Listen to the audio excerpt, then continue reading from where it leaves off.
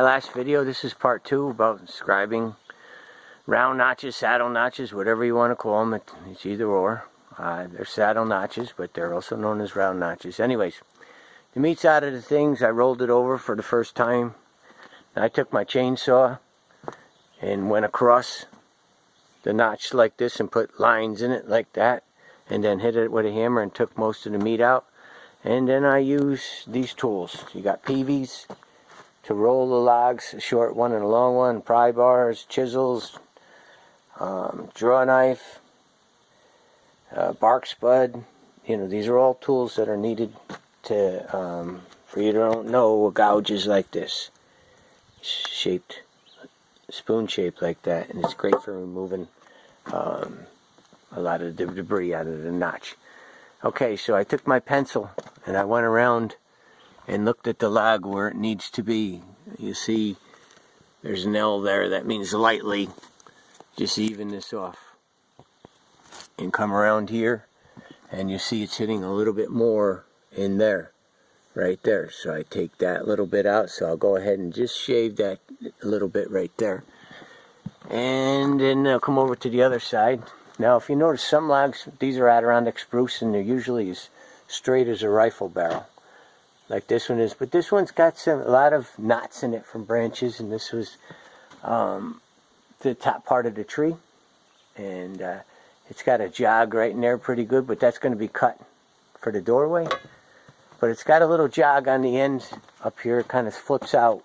So, therefore, that's hitting right there, which is not allowing that end to drop down. Alright, so once I go ahead and straighten them out and shave a little bit and smooth that, the sides of the notch out, and just remove a little, and the next time I roll it down, it should be, you know, pretty good. It'll sit there. I'll cut out in the doorway and see how, if anything, I'll take my chainsaw and run it down the middle and hew that for these knot marks right here. And yeah, once again, what works for me might not work for you. I must say that, and vice versa. What works for you, the best tool, the best paint, what is best this, best that, is whatever works for you. That's the best. There is no such, you know, people argue back and forth, Husqvarna, steel. It's what works best for you. And this is what works for me. And, you know, someone asked me quickly, I get the logs up myself. I do all this myself. I have a snatch block on the tree right there with a rope. I lift one. You can see the marks in the logs where the log went up this way and up here, and then just shot like that. And I used the bumper, I used my truck in the driveway here to pull it through the snatch block and get it up there. It works. Is there other ways and this and that? Sure. But this is the most cheap and effective way that I can do it. And I do all this myself. Those are all 24-foot logs, and I get them up myself. So,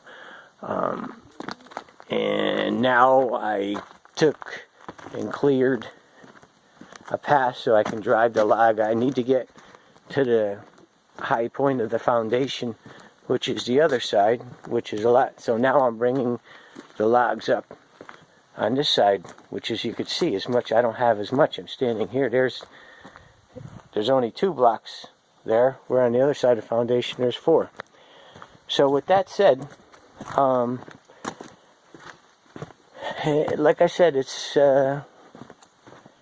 not, it's what works best for you and what your goals are. Most important thing I can tell you is don't worry about the aesthetics. Don't go crazy if you see this that you couldn't get a pencil through. They're going to be chinked. There's the hewing marks that I want, and the cut marks and all that. I want it to look like a pioneer cabin done 200 years ago. And so, yep. Okay, and I'll make another video after I get up another couple courses.